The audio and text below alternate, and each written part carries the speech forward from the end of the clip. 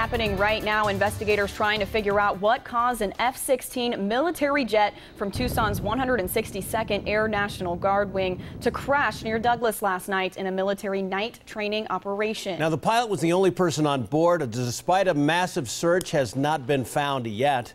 We have team coverage on this developing story. 9 on your side's Justin Schecker. Megan Thompson are live on the scene with the latest information. We begin with Justin. Any new details on that this morning?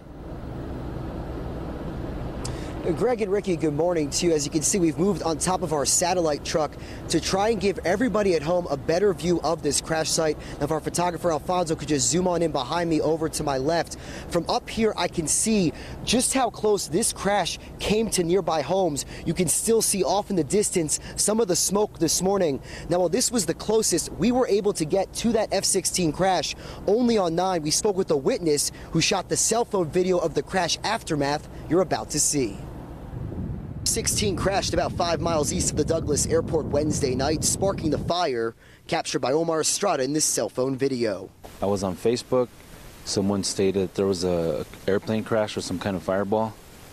So we came out here, everything was closed off, and decided to jump in the Jeep and find some roads that were inaccessible to regular vehicles. Estrada got so close, he says he could feel the heat of the flames. And you can smell the oil and grass burning and some sort of plastic burning. That's why we backed off after that. But it was like right in your face, and my clothes still smells like it. The F-16, stationed at Davis-Monthan Air Force Base, is part of the 162nd Wing of the Arizona Air National Guard. DM officials say it was on a night training mission with only the pilot on board. One woman who called actually said that there was a plane on fire in her yard. Firefighters contained the grass fire before it spread into any nearby homes. They do have a major gas line that is near where this crash site is, but that's not posing a threat currently, according to fire department officials. Local law enforcement, Border Patrol, and personnel from Fort Huachuca searched overnight for the missing pilot. Hopefully the pilot's fine. Hopefully he was able to eject and see what comes up there once the sun comes up. And back out here live, the Cochise County Sheriff's Office still has a 2-mile perimeter set up around the scene of this crash.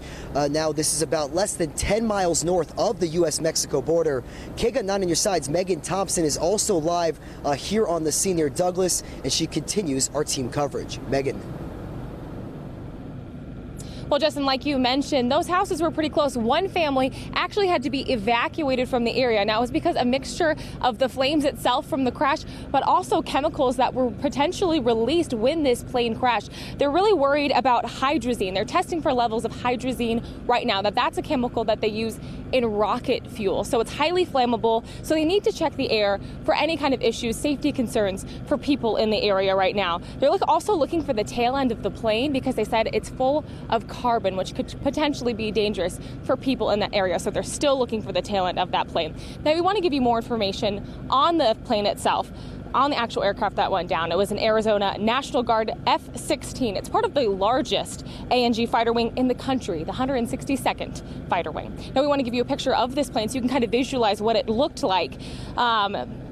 It's pretty much just like an aircraft used to train foreign F-16 pilots in Tucson. The wing say 28 countries fly the F-16. So these planes and pilots are all based at Tucson International. It's a premier pilot training unit that has graduated roughly 7,000 pilots in the past 4 decades. Now, this pilot was flying a night training mission. So that's all we know about that pilot, what they were flying. It was in a night training mission. Again, we're waiting for more information right now. We were expecting an update in the next half hour. That half hour has come and gone. So we're waiting for the latest information. We will bring that to you live right here on KGUN-9 and KGUN9.com.